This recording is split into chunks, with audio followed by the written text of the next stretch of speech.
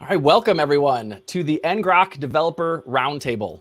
Our goal today is to have a gathering of folks who are either current or potential ngrok developers using ngrok in their development tool and their development flows, and to help us interact and connect. I like to think of us as around a table, literally, as you know the name says. But remember, when we have like meetup meetings, if we could all be in the same physical place, we'd all sit in a room and chat about a certain topic, ask questions, maybe hear a topic of a presentation or something. That's our goal here today, is to have that here on LinkedIn Live. So thank you for joining us. I'm Scott McAllister. I'm a developer advocate here at ngrok. I'm joined by Patrick McDowell. Patrick, you want to introduce yourself? Yeah, sure. I'm a technical account manager for ngrok. So I work with a lot of enterprise customers who are using ngrok for not just developer experience, but actually using ngrok as infrastructure for their companies. And I just wanted to join Scott on this call. Yeah, I'm so grateful to have Patrick here. As he mentioned, he helps a lot of customers every day, and he's going to be also helping us with our presentation. And we have a Q&A session, and so Patrick will definitely be my safety net for those questions I'm not quite sure of, because Patrick is super smart and has been here a little bit longer than I have. So it's great to have Patrick here. To give you all a sense for what we want to do, we want to have this to be interactive. We want to have folks talk with us through the comments and through the chat. So I'm from Seattle, Washington, our little town outside of Seattle, Washington. Patrick, where are you from? I'm in Phoenix, sunny Phoenix. Oh man. So we're in the complete opposite areas as far as weather goes. I have dark, cloudy, rainy 45, and you have like sunny and 80 degrees. Yeah. Where's everybody else from? Post in the chat where you're from. Let us know. Where are you dialing in from, watching us from all over the world? It's my favorite when I'm doing one of these live streams to be talking with folks, kind of thinking I know where people are from, and then they mention some place like, I don't know, Chile or something like that. I'm like, whoa, I didn't expect someone from Chile to be watching me, sort of thing. And so let us know in the chat, in the comments, where you're tuning in from, where you're watching us from. We'd love to hear about it and hear more about you and what you're doing with ngrok. And so we're going to have a few more questions like that throughout our presentation, throughout our session here today together. And so awesome. We have someone from Brazil. That's fantastic. Oh, nice. Luis, thanks for joining and thanks for commenting. That's awesome. Ghana. Awesome. Oh my goodness. We have folks from all over the world. Atlanta. I love Atlanta. Atlanta is a great place. Savannah, Georgia. Very nice. Very nice. I haven't been to Savannah yet, but I've been to Atlanta several times. They have some great conferences down there. And so I think I need to get to Savannah. I hear good things, really good things. So that's great. There might be a little bit of a lag from us seeing the comments and you posting them. So apologies if we don't answer instantaneously when those comments are posted. But yeah, keep feeling free to post comments. We can see them. We'd love to hear from you. Our agenda today looks a little bit like this. We want to keep it simple. We're going to have some announcements, talk about some of the new things that we have. Love Oakland, California. Thanks for joining us, Lindsay. They're in the East Bay. And so we're going to go through some announcements, and then we'll have a demo showing off some of the things that are awesome and new in the ngrok platform.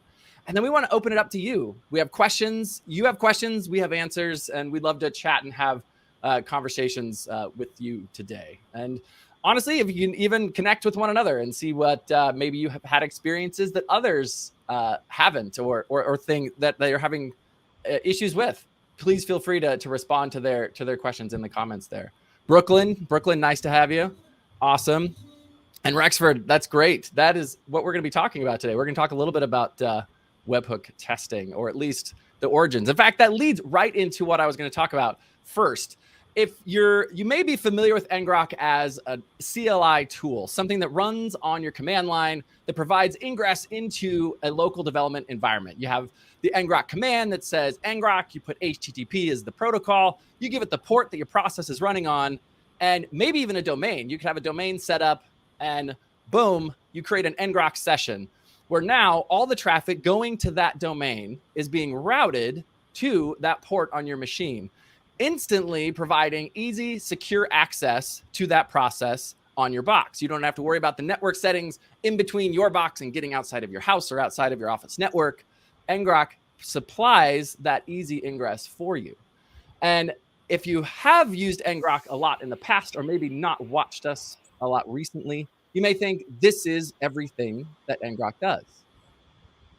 Au contraire, we've actually been growing. We have this same functionality. We love the same functionality. This is where we started. We started out as a webhook testing tool. Our founder, Alan Shreve, built us as a tool to test out webhooks on his machine, and then realized, wait, this product has a lot of value that can be shared with the world. And so we started sharing it with the world, and ngrok as a company was born. So Rexburg, that is exactly what ngrok was built for.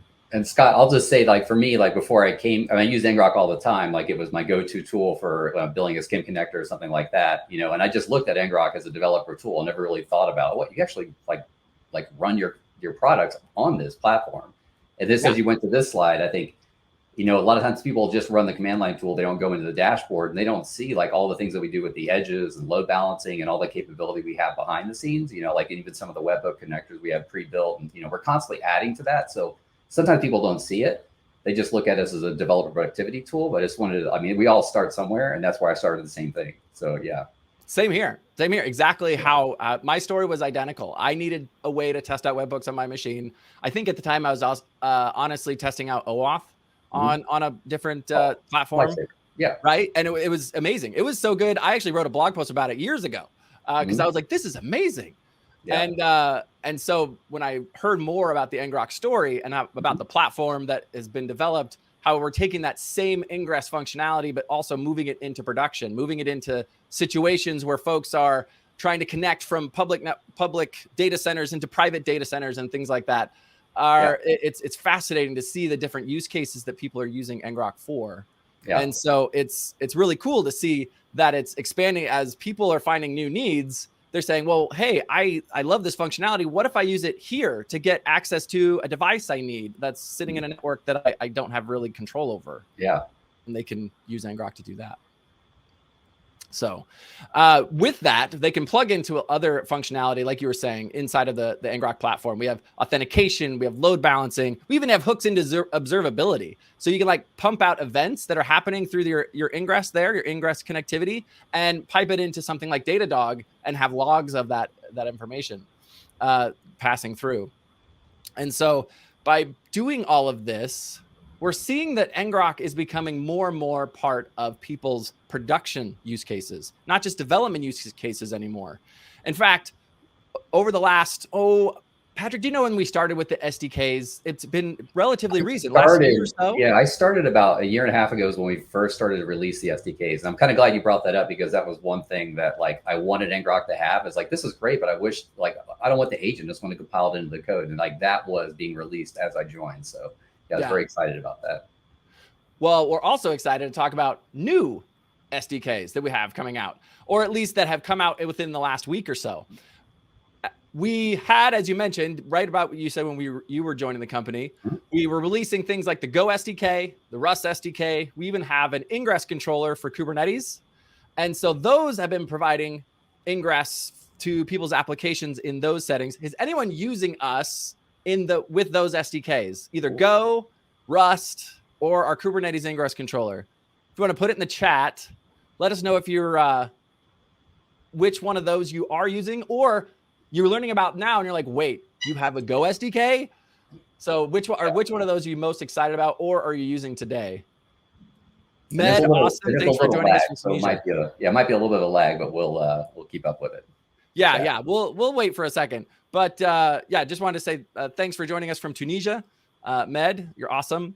Thank you all for joining us. This is amazing. So in addition to these SDKs, which we've had out for several months, in the last week, we've come out with a JavaScript SDK and a Python SDK.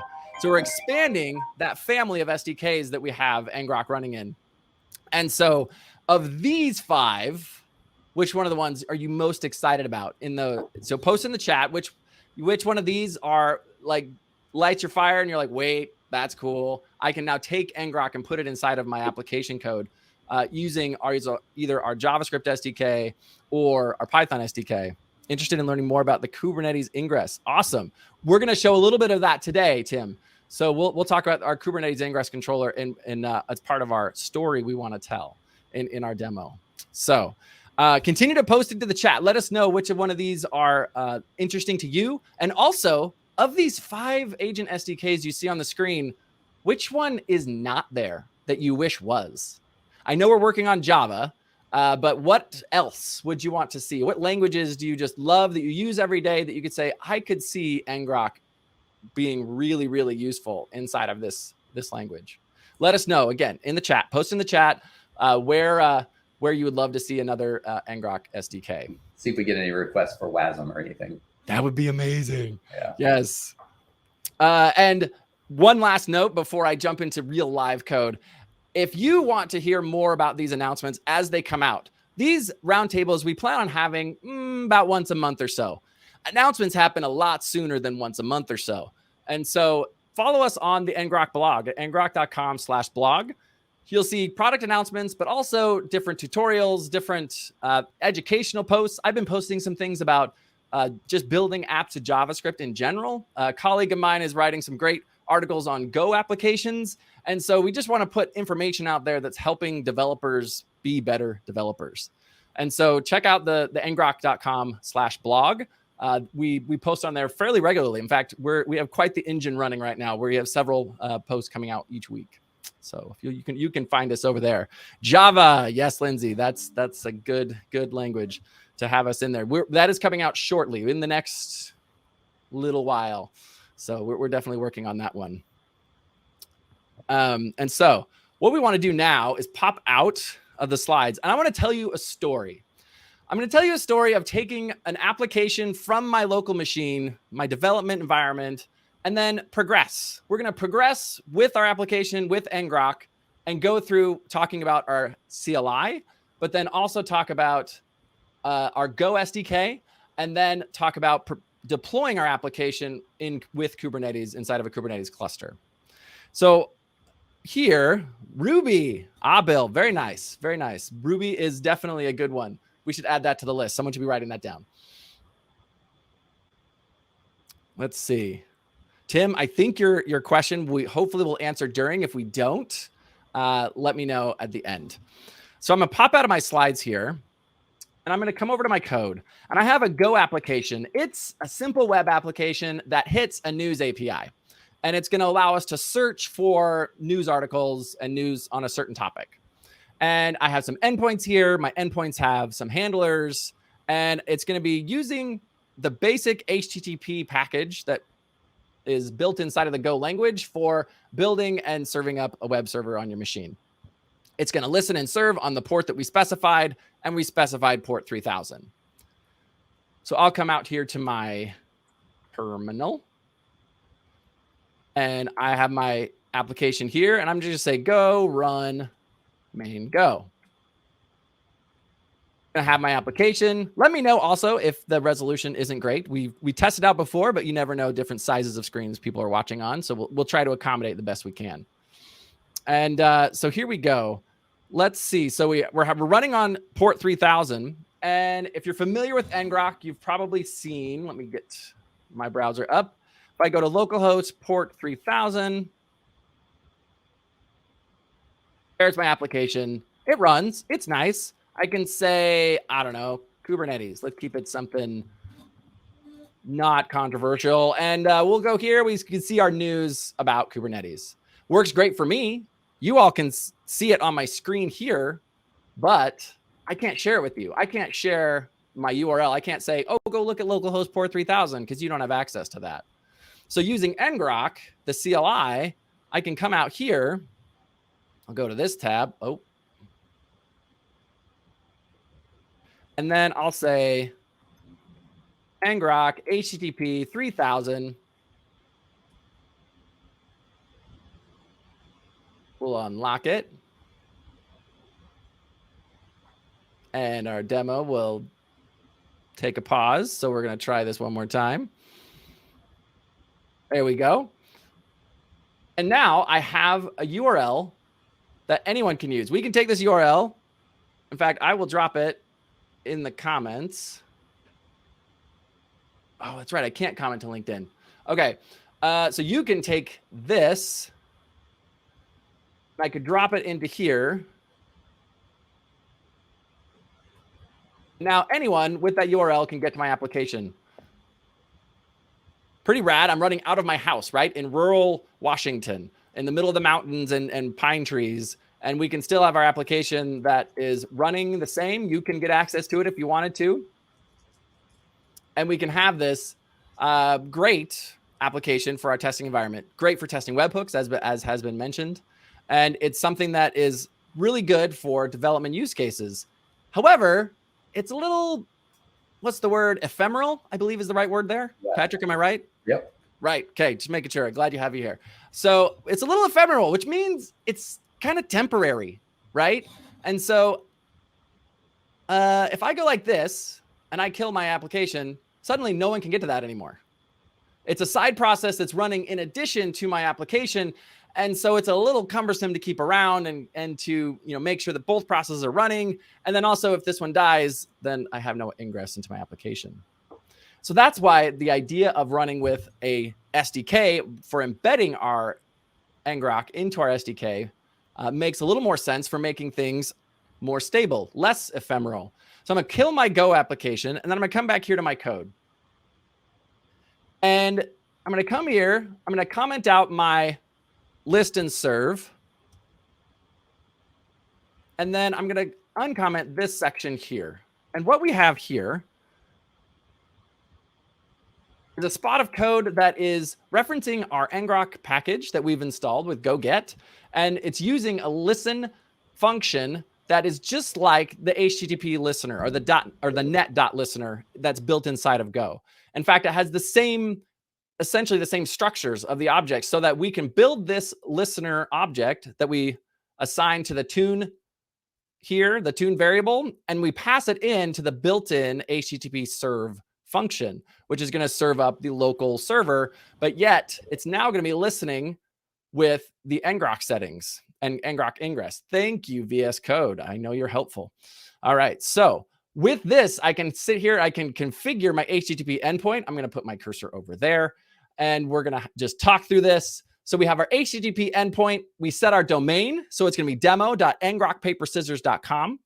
And we're going to be using our auth token that we already have in our environment variables. We needed that auth token to use ngrok with our CLI. So that auth token that we already have defined locally can be used from our code as well. And we take that configuration and we pump it into our HTTP serve. And so now I can come back to my application or back to my terminal. And I'll give it the same command. And now we have a tunnel that's created and going to demo.ngrokpaperscissors.com. We can come over here. I can say, let's drop that into my browser. And my demo still works. It's being generated. It's being configured inside of our Go SDK, inside of our Go application. And what's great about this is that it's environment independent, which means we can take this Go code and we can put it anywhere. I can run it on my local machine. I can run it in a data center. I can run it in my office. I can run it in one of the public clouds. I say public, but you know what I mean by like GCP, AWS, Azure. Those are public clouds, right? Rather than the public third-party clouds, rather than just like your own data center. But all of those will have the same ingress settings because you're passing your ingress through ngrok, through our platform that's load balancing it for you. That's providing circuit breaking for you if you need it, or IP restrictions if you need it, or authentication if you need it. And so all of that works well inside of the SDK there. And Scott, I'm connecting. Everything's good. And I think it looks like Tim on the chat, suddenly the lights turned on. He kind of gets it. So yeah. Nice. And there's a lot of like, when you show that code, you really you pass the domain. So we'd have a domain. So if you go to demo.ngrokpaperscissors.com, you can actually see the same page. But there's a lot of settings you can put on top of that. You can do IP restrictions. You can do OAuth on top of it. And there's more, there's a lot more to that we'll talk about a little bit later on. But I just want to let people know that there's a lot of configuration that can be done to these agents to be able to manage this traffic. There are a lot, and you can do that by essentially you have the config object here, and we could put in something like, I believe with OAuth, right? And we could put OAuth in here, and you could tell it to say OAuth with Google. And then you would use Google's OAuth to essentially authenticate folks. And then you can even limit it to certain domains or certain email addresses. So you could still keep things pretty tight if you wanted to, or just have the Google OAuth happening there that, that essentially authenticates the person or authenticates the user, and then takes it so that you can use that authentication, trusting Google like you do, and then have that as part of your application. Yeah. So that works for using Go by itself. But what if we had to take our application and when we go to production, we're actually deploying to Kubernetes? Okay, so we're going to be using a Kubernetes cluster instead of just running our Go application by itself. So what we would do is I would take this code, I would actually remove the SDK stuff and go back to doing this listen and serve. I already did that. I created a container using Docker, and so that we could have our application running up on in our Kubernetes cluster.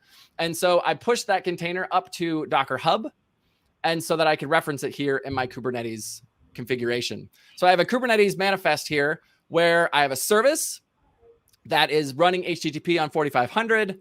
I have a deployment here with a single replica, but then also using our image that we created from our container.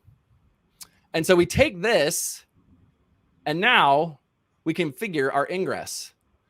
If you have configured ingress before inside of Kubernetes, you know that it's usually not just a single ingress configuration. You're usually configuring a proxy and then a load balancer and then a Thena and then a Thena and then a Thena. I think I just created a new word, but you can create a lot of different things, a lot of different settings inside of to make sure that ingress works for your application. With the ngrok Ingress Controller, you create your ingress, you configure it in one spot. We installed the Ingress Controller using Helm, so it's installed as a Helm chart. And then with that Helm chart installed, we can reference it by saying ingress class name. We give it ngrok right here. And then we have our rules, which are idiomatic to all the other ingress objects that are in Kubernetes. They're rules that make sense as you have built out other ingress. So we set our host name. So in this case, we're going to have news demo, ngrokpaperscissors.com. We're going to serve it up to root of that domain. And then we're going to use the news search service. And so that news search service, remember, was our image right here that we pushed up to Docker Hub. So I'll pop out of my code there. We'll come into this. We'll actually come here and we'll say kubectl. We're going to do a create and we're going to say Kate's. And now we created our service, our deployment, and our ingress. Come over here. In the moment, I've already forgot my domain. News demo. So I got news demo, ngrokpaperscissors.com. And if you're faster than me, you could be loading this up right now as well. Looking at this. Now, news demo, it's the same site as demo was. But it's now being deployed and served up as a Kubernetes or from a Kubernetes cluster. And so I can come here. Someone liked Patrick's mustache. So we're going to look for searches on mustaches. All right. I think I misspelled mustache. I think I did. See? Okay. And now mustaches. There's the news on mustaches. And so our application is being deployed from Kubernetes and still running on my local box, but I can take these same settings, the same configuration, and move it to EKS or move it to Azure or move it to GCP, all using this same configuration and manifest. So those are some of the things that we planned on sharing. Hopefully they helped some folks. It looks like they helped Tim. So thank you, Tim, for letting us know that the light bulbs came on, as you saw, in essentially incorporating ngrok inside of an SDK. That's fantastic. Let's see.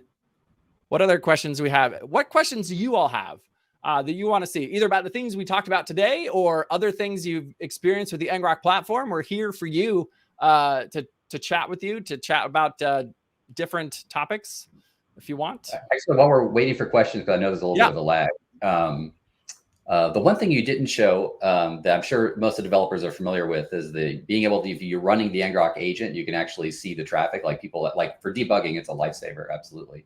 Oh yeah. So when you use the SDKs and you use Kubernetes, like you don't really have that inspection. So we have a new feature. It's in alpha. So if anybody here is a customer of ngrok and they are interested, we have something called Traffic Insights. And what that allows you to do is log into the dashboard of ngrok and then actually be able to see the traffic as it traverses through the network. So if you have a situation where you have an application that has an app server, an HTTP server, and you have a database and you want to see all the traffic kind of streaming through, like you can actually see the events as they occur, as they cross through the ngrok cloud.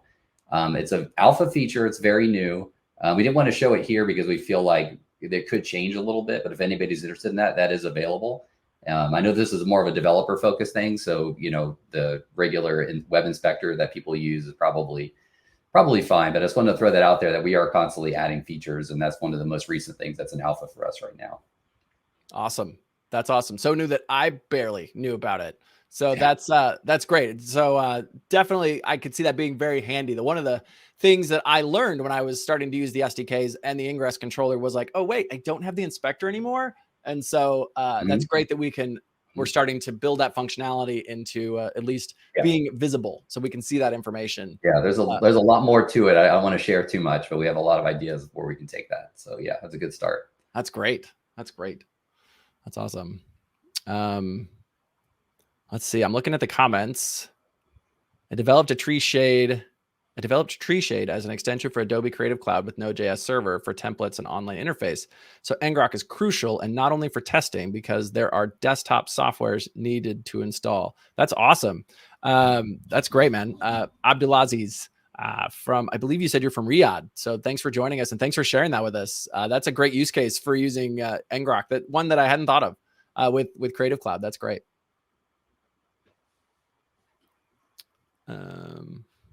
Cool. But yeah, there's a touch of a lag. So the hope is with this program today, what we have, the idea is we'll have this about once a month. We hope to have a short demo like we just did, then open it up for Q&A, but have an opportunity for folks to come see what we're working on, what we're doing. Let us know what you're working on, what you're doing, how you're using ngrok, what pain points you're having, questions you have. We would love to hear from you. And so definitely let us know in the chat. But also, you can get a hold of us. You can find me on Twitter at ST McAllister. You can find Patrick. Where can they find you? Well, I'm on LinkedIn. Pretty easy. Just type Patrick McDowell on LinkedIn. And also, I just connected the URL that someone shared there, so I was a little distracted. And you can contact me also just at patrick@ngrok.com. Is that something we should share? Like that looks pretty cool. Oh, it's in the chat window. Yeah, I can see the app. So if we can push that. Oh, yeah, we can actually post that right there. Oh, cool. Yeah. So folks, if you want to see this, can I copy? I can't copy that. So are you able to copy that? Yeah. All right. Working out a few kinks with StreamYard. This is sure. As a first run, I feel like this has gone pretty well. But yeah, there's going to be a few, oops, we didn't know that sort of things. Do you have a way to share that with me? Let's see. Nope, I sure can't. Okay, cool. Well, thank you for sharing that. That's Cooper Red. Share with me. I'll paste. So Patrick, can you get that URL and share with? I don't think I can chat. Okay. Myself. Yeah, I'm in the same situation. Yeah. Yeah. If we click on it, it just puts it on the screen. Okay. Let's see. I bet I could just type it.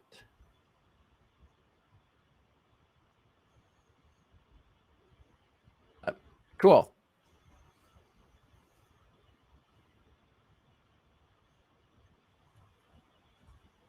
And we'll do this. We'll say copy link right here.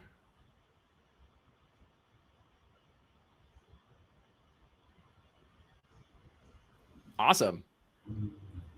So this is what Abdulaziz is working on with Creative Cloud. Tree shade. This is called Tree Shade for auto design templates, running off of ngrok. What kind of backend are you using, Abdulaziz? Are you using one of the SDKs, or are you running ngrok as like a sidecar process?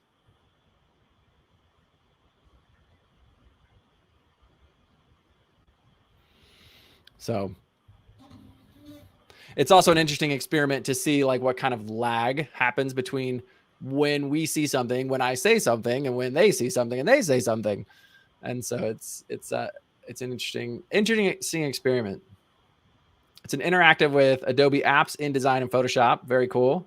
And you said, oh yeah, you said it was Node. You used Node, Node.js. And so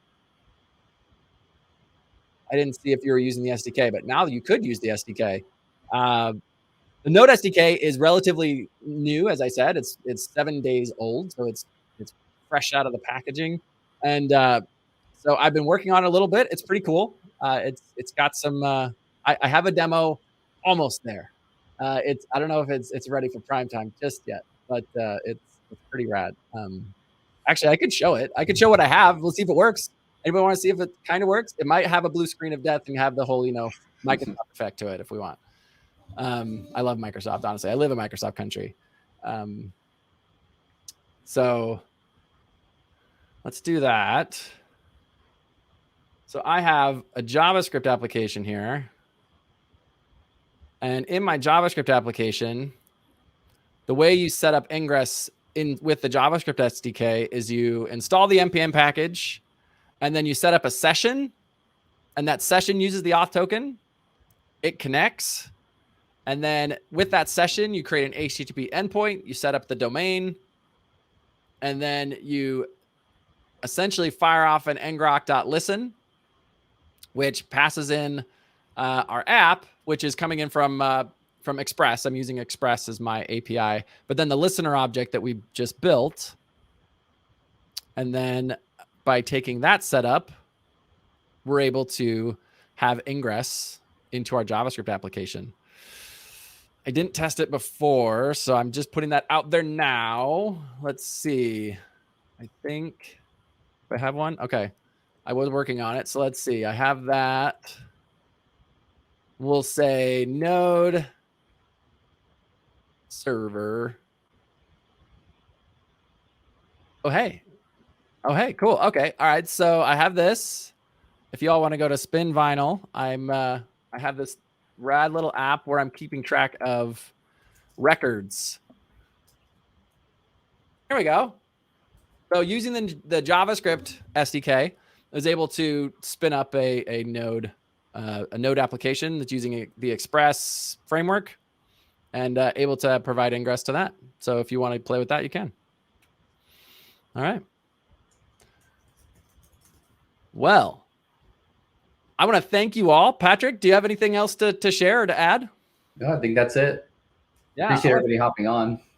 This is great. Great to chat with everyone. Thank you all for your questions, for sharing your different stories or different things you're using. Let us know if you want to see anything in this series or as part of our application. We're happy to connect with our community and connect with all of you. And thanks for joining us, and hope you enjoy the rest of your day, and have a good one.